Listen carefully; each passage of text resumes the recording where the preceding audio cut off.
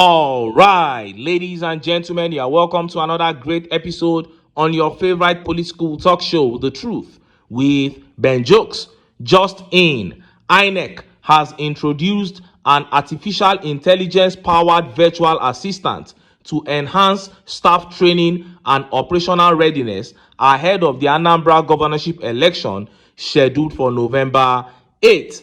And this tweet here says, all these efforts just to end up with falsified election results. Why train staff that will sit in one room to write imaginary election results?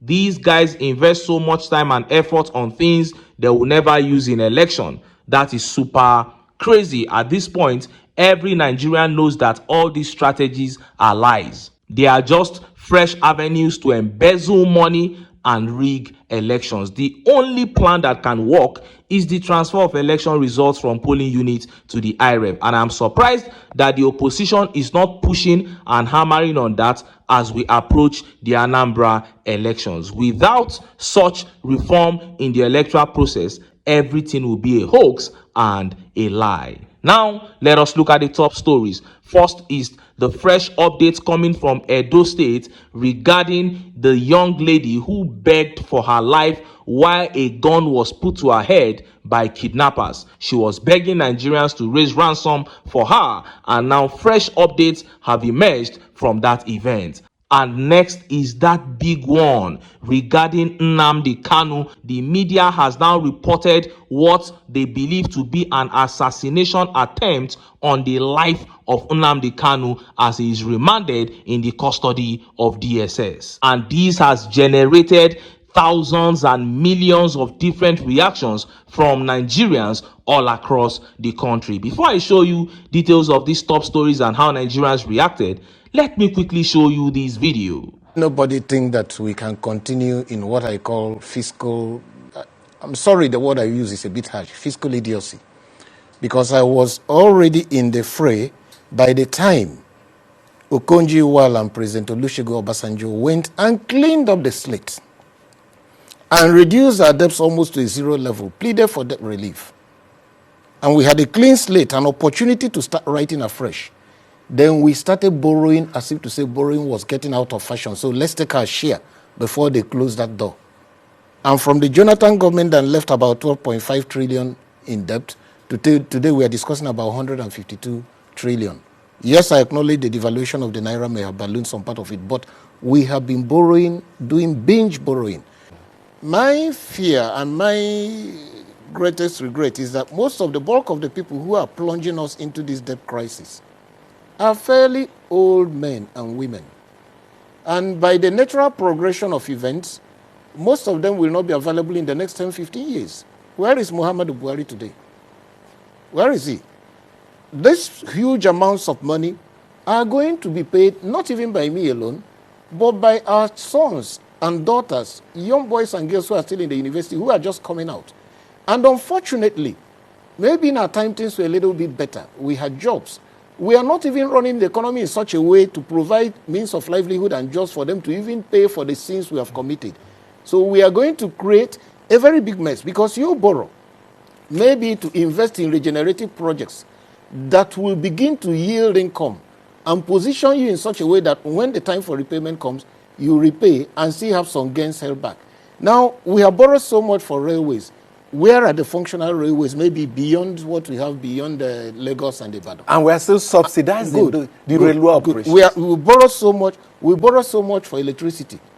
How many megawatts of electricity do we have? And we are still putting in public funds as subsidies. Yes, if we have borrowed for railways and then we have functional railways across the country, if we borrow for electricity and today we are doing 50,000 megawatts of electricity, uninterrupted power supply, the economy will have grown more and will be in a better position to repay. You saw that. Now, what is happening is as simple as ABC. The Tinubu administration is completely destroying this country. And not only the present, they are targeting the future. Other administrations have been stealing to destroy the present, but from Buhari period to this point, they target the future. They take loans. Buhari was selling crude oil ahead. And Tinubu came and began doing the same thing, using crude oil to take loans. Now, there's a particular loan that the Tinubu administration took. That loan has a moratorium of 10 years, meaning the first 10 years, they will not be paying. Then when they begin paying, it will take 30 years before they finish paying. That is over 40 years. They are looking at children, even children yet unborn, destroying their lives. Ask them what they have done after taking more than 74 trillion naira in just 2 years.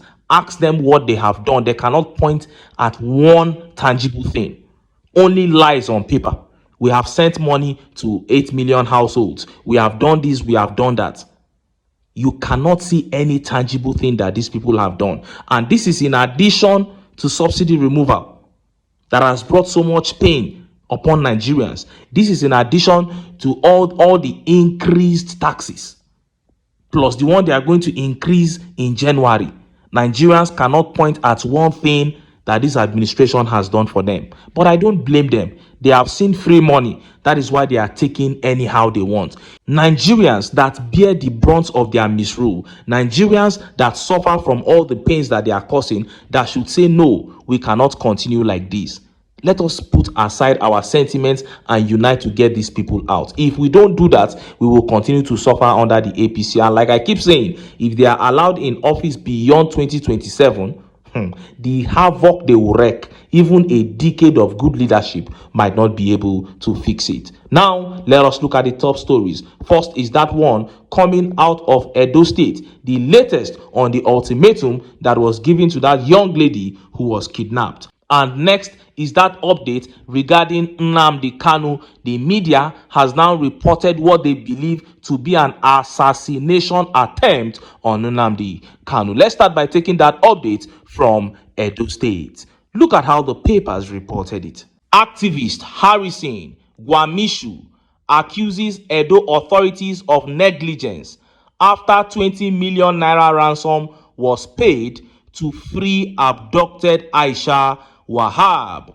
Aisha Wahab, a 22-year-old from Auchi, Edo State, who was abducted 2 weeks ago, has now regained her freedom. Reports circulating on social media and corroborated by a principal actor claimed that a 20 million naira ransom was paid to secure her release. Speaking on Saturday via an Instagram post, human rights activist and founder of the Behind Bars Human Rights Foundation, Harrison Gwamishu, said security agencies and the Edo State government failed to respond to calls for collaboration during efforts to rescue the victim. According to him, Aisha was abducted at the Igbira camp, Auchi, and released in Okpela, both in Edo State. A long distance the victim allegedly trekked with her abductors. He expressed frustration that his team could not move in to arrest the kidnappers due to a lack of government cooperation. We couldn't move in to capture the abductors because the state security agencies and the Edo State government have repeatedly failed to respond to our calls for collaboration, Gwamishu wrote. What is their own business? The state government in Edo State, he doesn't care about anything. Anytime he handles the microphone, all he starts saying is clap for Ashiwaju. Clap for Ashiwaju. We will give Ashiwaju 2.5 million votes. If you are not wearing this cap, don't come for meeting. Those are the things he says. The man has an empty head. And look at what Nigeria has become. Ransom, 20 million naira, has been paid to terrorists, and it is everywhere on the news. This is the same government that they were deceiving themselves some months ago. Nobody should pay ransom. Nobody should pay ransom. We will get them. Get who? People are paying ransom all over the place. It is even in Edo State that they are still hiding. In the northwest, terrorists go waka come meet and collect their ransom. They are not hiding anything. They are collecting their levies in broad daylight. If you are a Nigerian still thinking that everything is just normal, it is just pockets of violence we have, that is not the situation. The situation is that the country is collapsing to terrorists. Go and ask the people in Kwara State. Let them tell you how people are relocating from even the state capital, Ilorin, as we speak. If Nigeria does not end the APC will end Nigeria. And just as Nigerians were yet reacting to this, that update on Nnamdi Kanu began making the rounds. Look at how the papers reported it. IPOB raises alarm as DSS agent attacks Nnamdi Kanu in custody amid assassination allegation. The indigenous people of Biafra, IPOB, has raised the alarm over an alleged plot to eliminate its leader, Mazi Nnamdi Kanu, in the custody of the Department of State Services. A statement on Saturday by the Biafran group alleged that one of the new DSS agents assigned to Mazi Kanu attacked him in the DSS headquarters with the intention to kill him on Friday. According to the statement, the situation led to other DSS officers physically dragging their fellow officer out of Mazi Nnamdi Kanu's cell as he was seen kicking him. IPOB claims this is part of a larger plot to assassinate Mazi Nnamdi Kanu inside DSS headquarters under the pretext of having a misunderstanding with a DSS officer. The statement shared on X by Kanu's wife, Uchechi Oku Kanu, partly read, "Information reaching IPOB leadership this night is that one of the new DSS agents assigned to MNK attacked him in the DSS headquarters with the intention to kill Mazi Nnamdi Kanu. The situation led other DSS officers physically to drag their fellow officer out of Mazi Nnamdi Kanu's cell as he was seen kicking Mazi Nnamdi Kanu. It seems the DSS and those that don't want Mazi Nnamdi Kanu to be free are planning to assassinate Mazi Nnamdi Kanu inside DSS headquarters under the pretext of having misunderstanding with a DSS officer." The group, however, condemned the action, warning that the DSS agent will face consequences for his actions, demanding that the Nigeria Secret Police must ensure Kanu's safety in their custody. IPOB threatened to take action if anything happens to their leader, warning that they are ready for another confrontation with the DSS should the need arise. The action of this DSS officer is unacceptable and he must be made to face the consequences of his action, and the DSS must make sure that nothing happens to Mazi Nnamdi Kanu in their custody unless they are ready for another new confrontation with IPOB worldwide. IPOB said this development comes amid ongoing tensions between IPOB and the Nigerian government, with Kanu facing trial for alleged terrorism charges. And Ralph here says the government believes nothing will happen if he dies. I pity them. As a Yoruba man, nothing should happen to him, I beg. Country too hard. Ralph is saying the country is hard already and we do not need all these, and he is absolutely right. And Kulu Temper here says every right thinker and visionary understand that another civil war in Nigeria is inevitable. It is only a matter of time, but very close. Well, we don't want a civil war. I personally do not want war. I don't want war at all. And no right-thinking person should want a war. What I advocate for is a revolution. A revolution is not a war. A revolution is a situation whereby more than 90% of us will be on one side and only a handful of people will be the targets, and those are politicians. So that is not a war, and that is what I advocate for. That is what is good for Nigeria.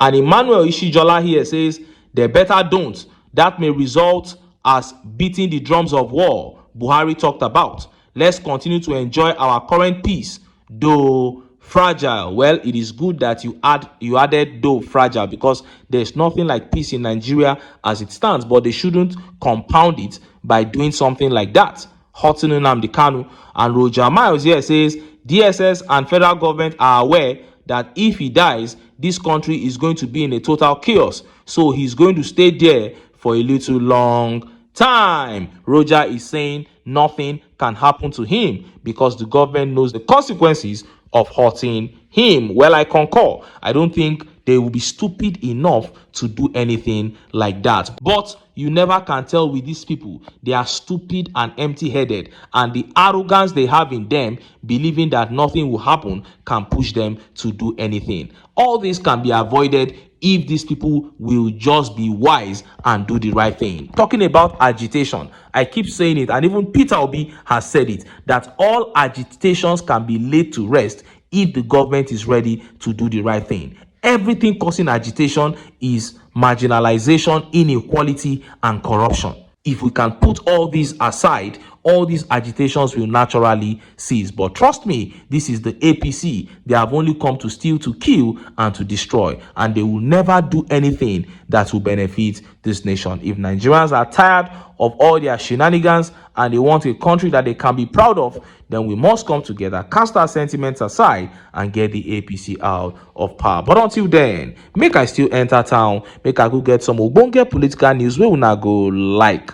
Why? Because of una I dey here. So don't go away. Don't go away.